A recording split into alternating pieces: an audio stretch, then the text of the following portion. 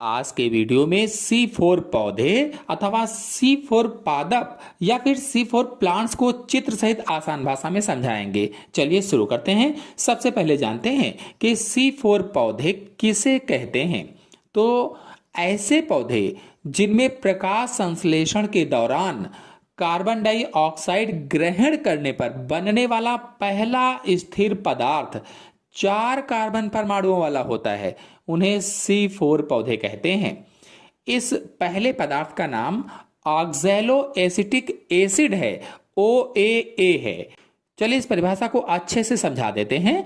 देखिए, हवा से कार्बन डाइऑक्साइड लेने के बाद में प्रकाश संश्लेषण की प्रक्रिया में जो पहला स्थिर पदार्थ बनता है, फर्स्ट स्टेबल कंपाउंड बनता है, उसमें 4 कार्बन परमाणु होते हैं और इसी 4 कार्बन परमाणुओं के कारण इन्हें C4 पौधा कहा जाता है। इस पहले बनने वाले पदार्थ का नाम ऑक्सैलो एसिटिक एसिड या OAA है। चलिए जानते हैं कि C4 पौधों की विशेषताएं कौन कौन सी होती हैं।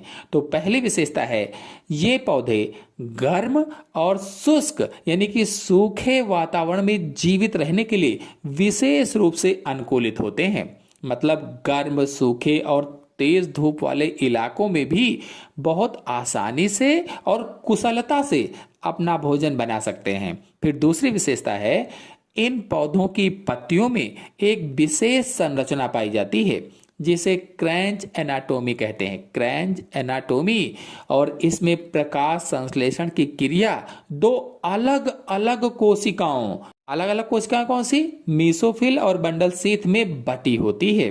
फिर अगली विशेषता है, ये पौधे C3 पौधों की तुलना में पानी का बेहतर उपयोग करते हैं।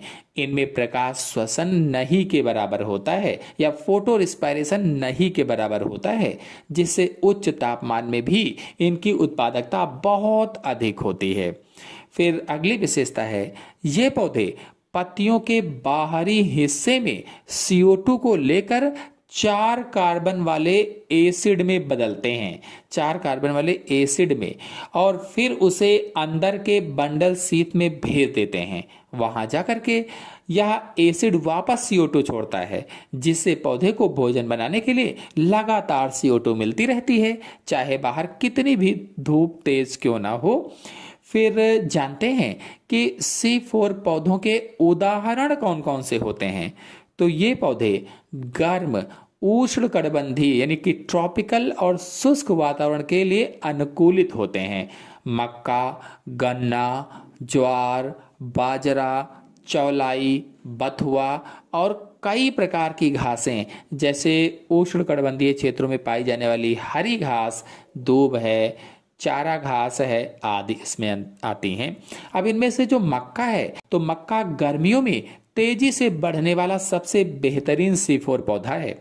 जो गन्ना है, यह तेज धूप को बहुत अच्छी चीनी में बदल सकता है या ऊर्जा में बदल सकता है।